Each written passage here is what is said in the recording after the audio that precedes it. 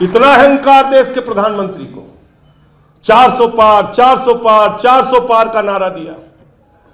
कितनी सीटें आई? 240। और किन परिस्थितियों में?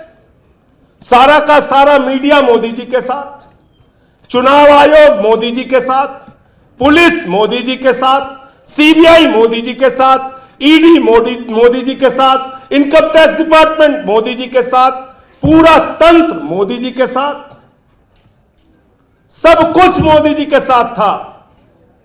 लेकिन बावजूद इसके देश की जनता ने कहा हम तुमको 300 नहीं 400 नहीं 240 पे रोकेंगे, 272 भी नहीं देंगे। मैंने तो पूरे चुनाव में एक ही नारा दिया।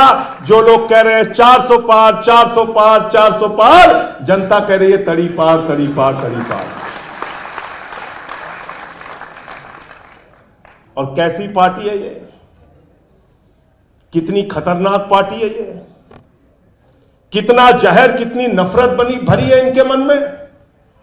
पहले मुसलमानों को गाली दिया, फिर सिखों को गाली दिया, फिर ईसाइयों को गाली दिया, फिर बौद्धों को गाली दिया, फिर जाटों को गाली दिया, फिर मराठों को गाली दिया, फिर किसानों को गाली दिया, फिर पहलवानों को गाली दिया, अब अयोध्या वासियों को गाली दे रहे हैं, हिंदुओं को गाली दे रहे हैं। अरे अयोध्या में भगवान श्री राम ने तुमको हराया है, तुम्हारे अहंकार को तोड़ने का काम किया है। क्योंकि भगवान श्री राम का संदेश था कि मुझे रावण का भी अहंकार पसंद नहीं है, मोदी का अहंकार तो उसके आगे कुछ भी नहीं है।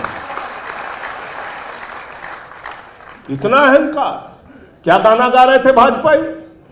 जो राम को लाए हैं हम उनको लाएंगे। कह रहे थे कि नहीं कह रहे थे?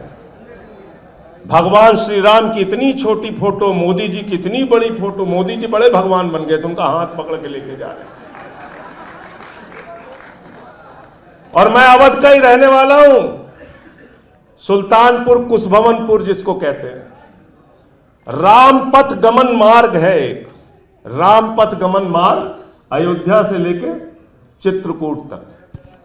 तो अयोध्या हारे, सुल्तानपुर हारे, प्रतापगढ़ हारे, प्रयागराज हारे, कौशाम्बी हारे, चित्रकूट हारे, रामपुर हारे, सीतापुर हारे। सभी जगह इनका सफाया हो गया, सफाया। और मैं कहता था चुनाव के पहले कि भाजपाइयों हर जगह भ्रष्टाचार करना, प्रभु श्री राम के मंदिर में चंदा चोरी मत करना। मैंने समझाया था भाजपाइयों को। मैंने कहा था भाजपाइयों, अगर हमारे गांव में कोई मंदिर का पैसा खा लेता, पूरे सारे लोग मिलकर उसका बहिष्कार करते हैं।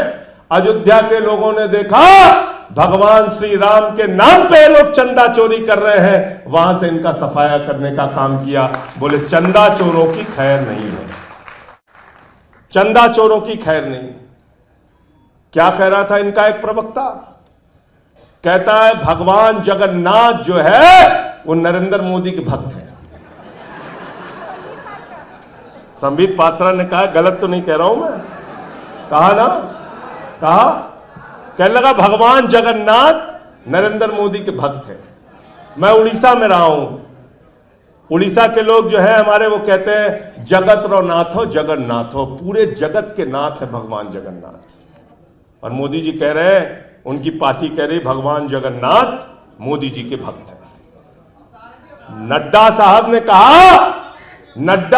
ने कहा अरे मोदी जी तो देवताओं के देवता हैं।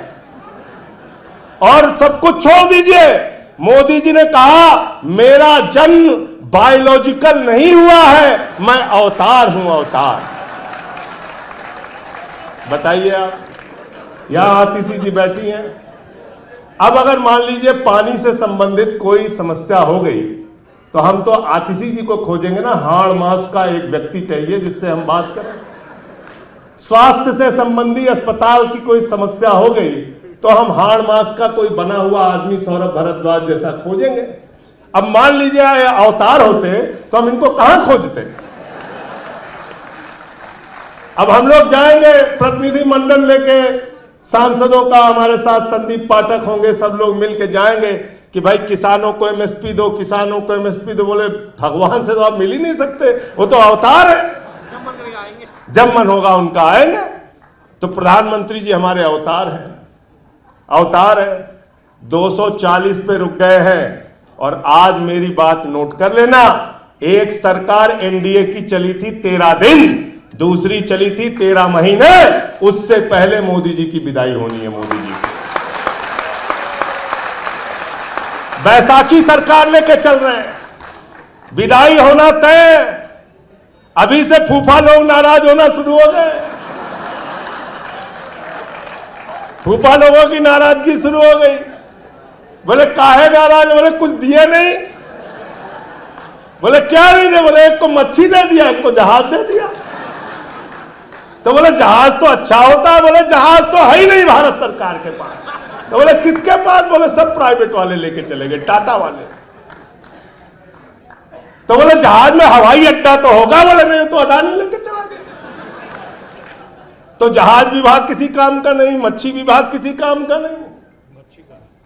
तो आप बताइए, एक को दे दिया मच्छी विभाग, एक को दे दिया जहाज विभाग, जिसमें कुछ है ही नहीं।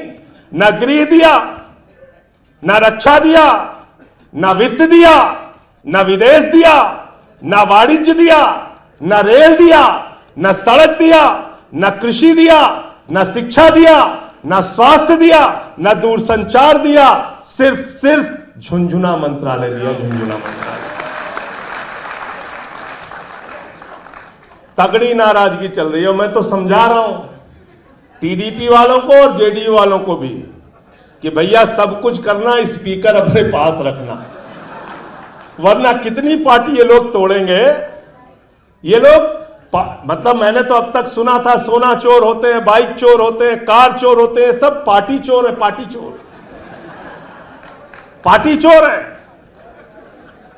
तीर कमान चुरा ली उद्धव ठाकरे की, घड़ी चुरा ली शरद पवार की। यहां आए थे झाड़ू चुराने दिल्ली में, झाड़ू मार मार के हमारे कार्यकर्ताओं ने इनको